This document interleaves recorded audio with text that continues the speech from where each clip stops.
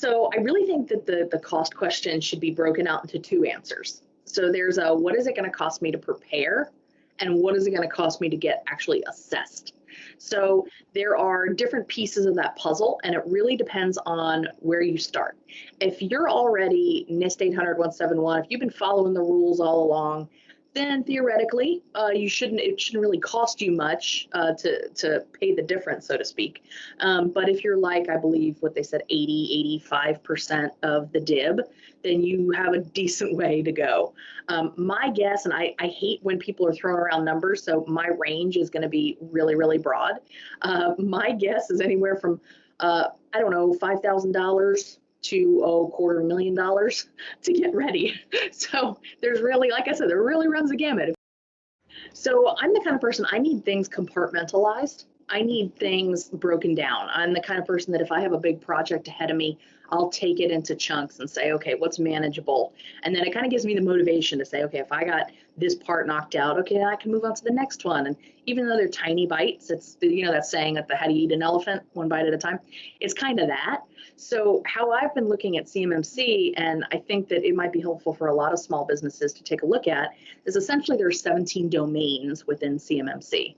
If you take each of those domains and kind of think about the costs involved to make each of those happen and to comply with each of those things. So you could be looking at hardware, you could be looking at software, you could be looking at personnel, you could be looking at policies. Everything costs money. So whether it's a license fee for some sort of a firewall license, or whether it's hardware, if you're looking at something that you're having to buy laptops for people or iPads for people, or even policies, because policies cost money, because who's going to write them, right? So I think a lot of the policies, I think we get caught up in, oh my gosh, I'm going to have to rewrite that from scratch. And oh my God, well, you need to be consistent across stuff you're already communicating. So like you said, if you've already specified something like that in your employee handbook, okay, now figure out it's got to be transferred over into kind of a master set of policies. And these policies are things that you have to kind of delicately balance, because some people choose to write the policies in a way that anybody can look at them and know that that's the rule, and other people incorporate them into your SSP, and you don't necessarily want to share your SSP with the world. So there is that delicate balance, but you need to write it in a way that works for you. So any manufacturers that are already involved in ISO or NADCAP or AS9100, you know how documentation is, you know how objective evidence, you know all that stuff. So write it in a way that's going to work for you and comply with the standard. It's no good to you if you're going to write it, put it aside, and then once a year take a look at it.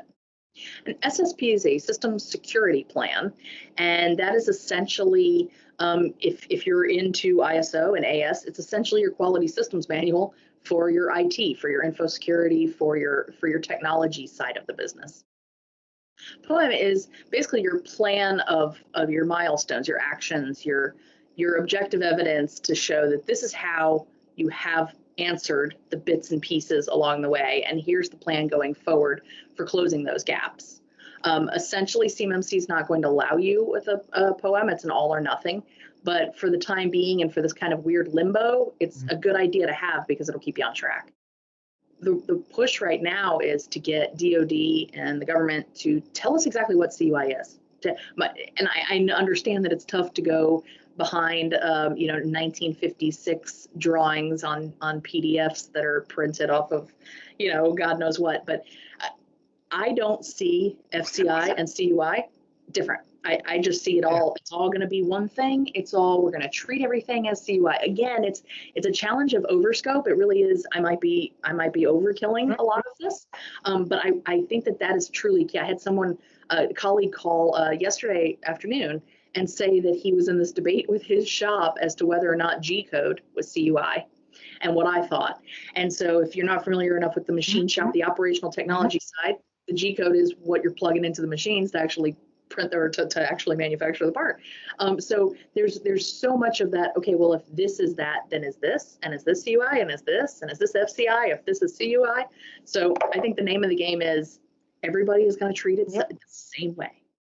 So there's a lot of challenges on the manufacturing floor, because we think of IT as your front office. We think of okay, this is where the prints come in from, via email from the customer, and then either we print them out or we transfer them on the server. But you have all your operational technology too. You have the machines are actually the ones making the parts. So how are those machines making the parts? Are you, to your point earlier, you might have said about the machines and they're paid off. So why would I need to go spend $250,000, $500,000, $750,000 on a new 5-axis that has some sort of special capability and that I've verified as made in the USA and all, keep flowing down all these things. So there are a lot of things we have to get caught up on, because if you look at a lot of regulations, the technology they're much older than the rules. So we've got to either figure out how that's reconciled, or there needs to be some sort of air gaps and policies that. Or cash money, Congress. You're listening to the CEOs, they need cash money. Yeah, but with no strings attached. Yes. No, so but there's, I think it is a completely reasonable expectation to require the DIB to watch national security and be a part of that seriously.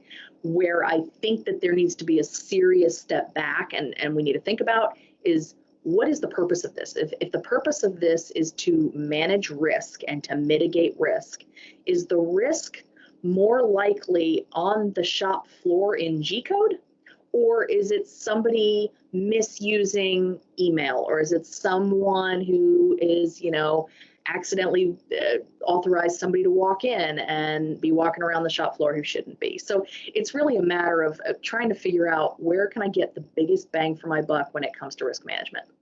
I'll tell you what I thought that I needed to get started, and then I'll tell you what I'm starting to realize has been more valuable.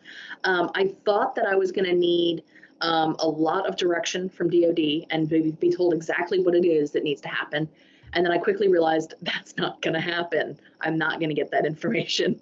So what I have relied upon, and I've realized is been very, very valuable, is the support from the entire supply chain. And that's training and educators. That is the primes, that is other manufacturers, and everybody information sharing, because there's interpretation levels to a lot of this.